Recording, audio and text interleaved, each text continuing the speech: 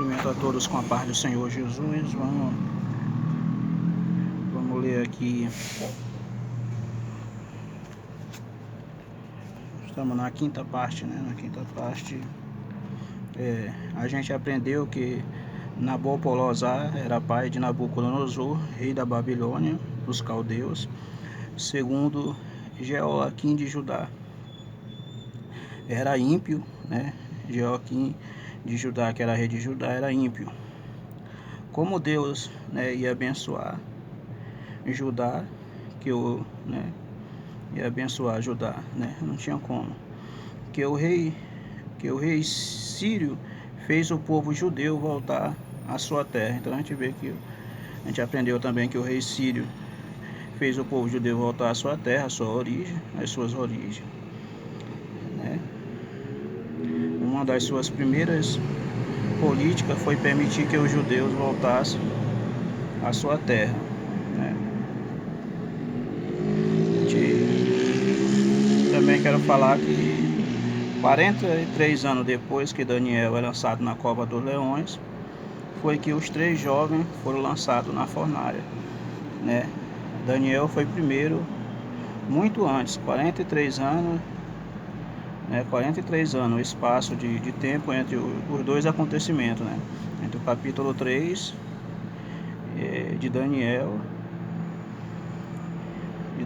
eles foram lançados na fornalha. E no capítulo 6, Daniel, ele é lançado na cova dos leões. Só que se vou colocar na ordem certa, Daniel foi primeiro jogado na cova dos leões e depois de 43 anos foi que Sadraque, Mesaque e Abednego foi lançado na fornalha. Por isso Daniel não aparece lá, né? Ele devia estar de idade já, né? 43 anos é muito tempo, né? 4 décadas. Então o espaço de tempo entre os dois acontecimentos do capítulo 3 de Daniel, eles são lançados na fornalha. No capítulo 6, Daniel é lançado na cova dos leões. Então Daniel foi lançado primeiro na cova dos leões. E depois de 43 anos, Sadraque, Mesaque e Abednego foram lançados na fornalha.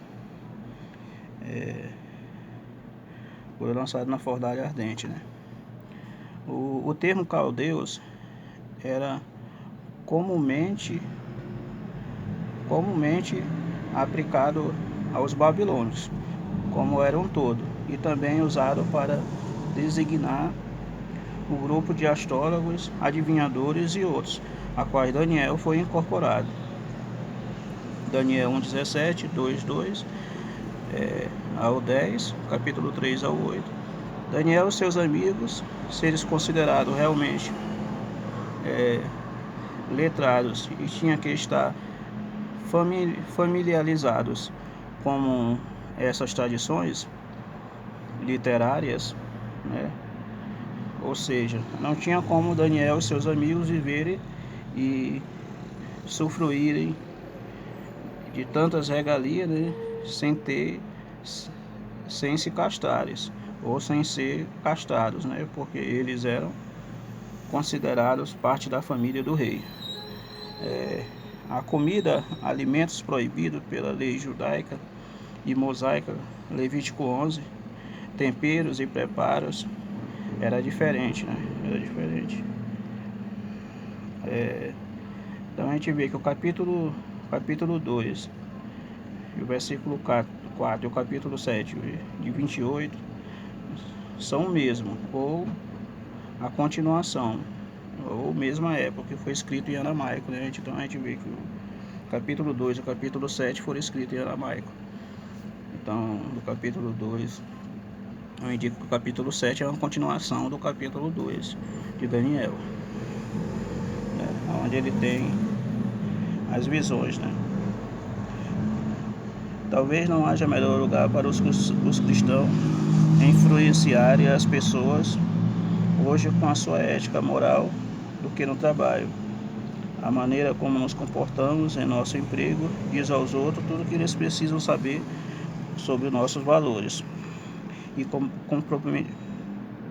comprometimentos. A questão é: estamos totalmente na posição certa? Uma pergunta. Daniel e seus companheiros decidiram possi, possis, posicionar-se de modo que os valores éticos e morais da lei de Deus continuassem a ser observados por eles, mesmo durante o exílio na Babilônia. Daniel 1:8. Eles rejeitaram os manjares do rei, eles se negaram a comer por medo de contaminarem-se, né? E nisto está o verdadeiro desafio para os cristãos no ambiente de trabalho. Hoje em dia, às vezes, lutamos intelectualmente para discernir o certo do errado. Porém, o que necessitamos é unir a convicção e a coragem para fazer o que é certo. Daniel e seus amigos estavam decididos desde o princípio acerca do que precisavam fazer e deixar de fazer, baseados em princípios bíblicos, né? Princípios bíblicos. Por isso conseguiram concretizar o seu plano. Assim eles mostraram do que eram feitos, né? Quando você se deparar com escolhas éticas em seu trabalho, tem de tomar a posição certa.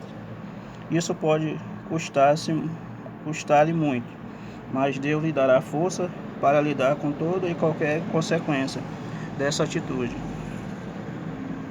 Além do mais, por perder sua integridade tem um peso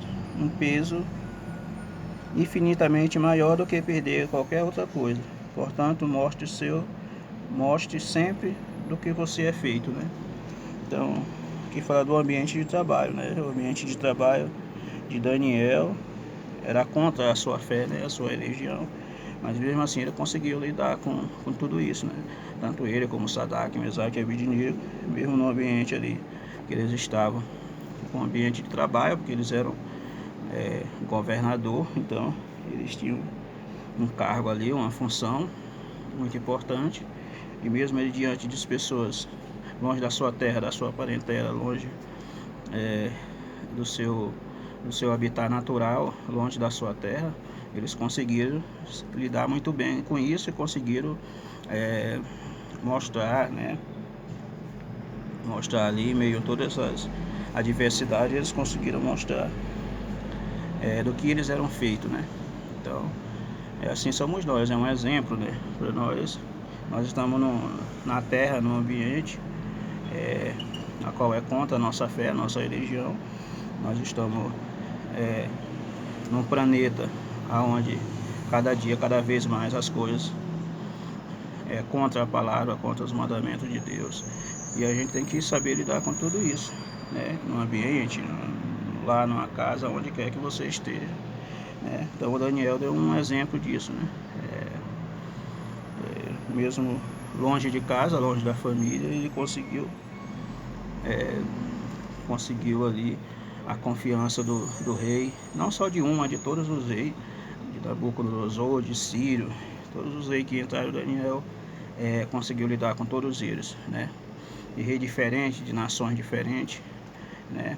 E ali em meio de outros costumes, de outros deuses, outros mandamentos, mas ele conseguiu manter a sua fé. E deixa um exemplo para nós, para você, para nós, né? No ambiente de trabalho, talvez onde você esteja passando por momentos igual o Daniel passou, Sadraque, Mesaque e Abednego, mas a palavra de Deus diz que a gente tem que saber lidar, né? E assim, o rei gostava muito de Daniel, até mais do que os outros demais, né? Até mesmo da sua própria... O rei gostava até mesmo de Daniel, que era de outra religião, do que os da própria religião dele, né? Os próprios Deus dele. Então, onde quer que nós estejamos, nós temos que manter o padrão, né? Nós temos que manter o nosso padrão. E aqui ficou um exemplo do ambiente de trabalho, seu ambiente de trabalho, onde nós estiver. A gente tem que manter a fé em Deus, a confiança em Deus, né? Amém. Agradeço a oportunidade em nome de Jesus.